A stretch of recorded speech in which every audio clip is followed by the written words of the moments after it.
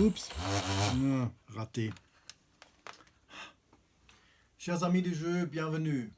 Aujourd'hui, je vous présente ce grand classique des années 60, Dr Maboul. Je viens d'extraire avec succès le papillon chatouilleur, mais l'os rigolo, bon, ça n'a pas marché, c'est à ma partenaire de jeu de s'en occuper. Dr Maboul, c'est le titre de la version française de ce jeu, mais ce jeu vient effectivement des États-Unis.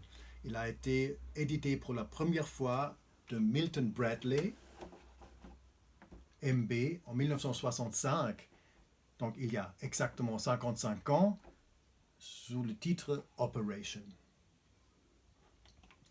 Depuis, il est devenu un grand succès avec beaucoup de versions différentes. Il y a des versions de voyage, il y a une version Spider-Man, une version Star Wars où il faut opérer R2-D2 et même une version des Simpsons par exemple.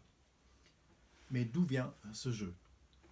Effectivement, c'était un étudiant de l'université de Chicago, John Spinello, qui en 1964 a inventé une boîte métallique comme travail d'étude avec des ouvertures, des trous et des fentes dans la surface qu'il fallait suivre avec un stylo et lorsqu'on touchait les bords, la boîte émettait un son.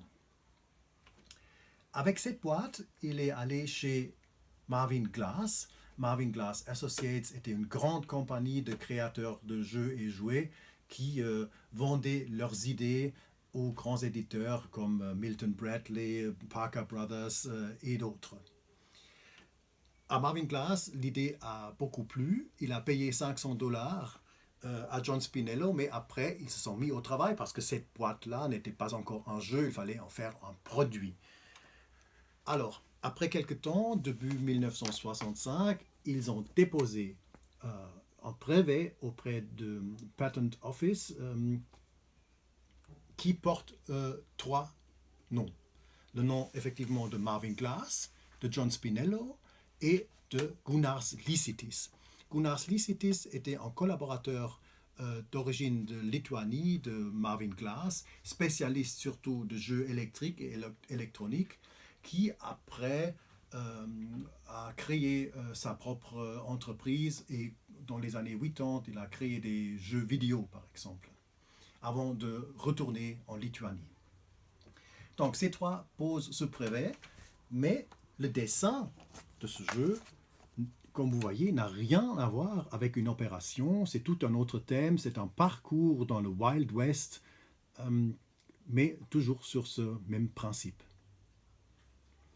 Donc, quelqu'un d'autre, manifestement, a eu l'idée de cette opération, mais qui, on ne sait pas, il faut encore faire des recherches plus approfondies.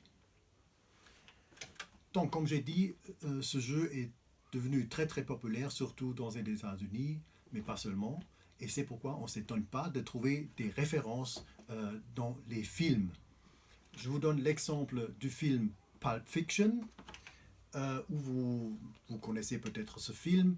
Il y a cette fameuse scène où John Travolta, alias Vincent Vega, doit sauver la vie à l'épouse de son chef, Maya Wallace, qui, après toute une soirée passée dans des clubs, est tombée dans le coma à cause d'une overdose de cocaïne.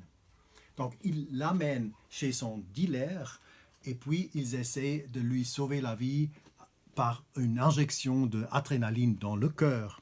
Et dans cette image-là du film, vous voyez effectivement les deux qui s'occupent de Maya Wallace, mais à gauche, dans le coin, en premier plan, qu'est-ce qu'on voit?